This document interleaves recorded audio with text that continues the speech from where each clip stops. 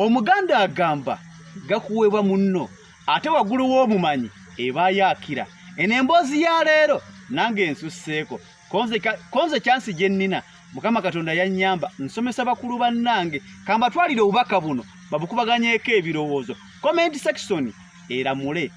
Kankwe ku mboozi ya mwana muwala Evelyn. Mwana muwala ono agamba yagwa mulaavu ne gaayo omu ng'alina kampuni gy'akolamu. Omusajja ono beeyagala ebitagambika era omukwano gwabwe gwo gwabasaza mu kamu anti munnange nga gusiiwa okira akavunza.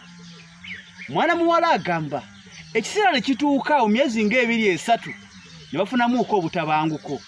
Mu kufunamu obutabanguko mwana mulenzi ono nasooka va ku mulimu awo yali akola n'afunamu kaaliivu. Kumbe ku mulimu kwaliko gaayo omulala eyalabanga mwana muwala ono ng'amwegomba. Mwana muwala lumu aba ayita waddayo awaka. Mwana mulenzi ono amusaba okumusisinkana ayogereko naye. Mwana muwala teyafaayo nga muwa akadde. Jjukira bafunye obutakkaanya n'oli era bali mu lusiri kati ayogera na munne. Bwe yawa chance ono owookubiri baanyumya. Gaayo ono owookubiri yajja ne vibe nnene, yajja n'ebikolwa era bw'atyo n'asuula mwana muwala mu laava empya. Bwe yasuula mwana muwala mu laava empya baagitambula okumala wiikisi 2.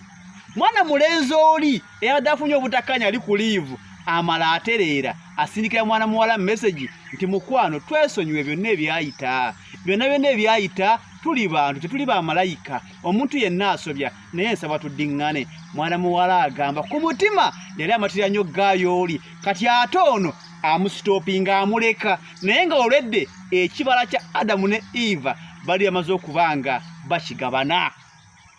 Nkulabira firimu atuuka ekiseera addira oli. Mu kuddira oli batandikira we baakoma. Baba akamala ennaku 3 ate ono gwe yalese emabega asindika message ku WhatsApp nga mugamba hani nga wansigalamu ebintu byo nga byali bikuumuuka nga byali biwoomu hani nga wabala. Kalika audio kumbe simu mwana mulenzi oli yali agirina. Mwana muwala ono yali agenze kukola ku byanteekateeka eby'olubuto. Mwana mulenzi yaraba ka voice ka musajja munne yayita mukazi we n'amugamba sooka ojje tulabe. Ate bino nga sibitegeera. Ono ani akuwaana mbu bikuumuuka ani gwe wadde swaani yange n'agikozaamu.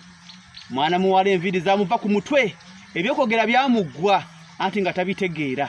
Nkujjira firimu weesingira okuba ey'akabi we wano. Mwana mulenzi agenda okwekaliiza omuntu asindise audio nga kyaliiwe yennyini gwe bakola naye ku kampani emu kyokka ate ebyembi.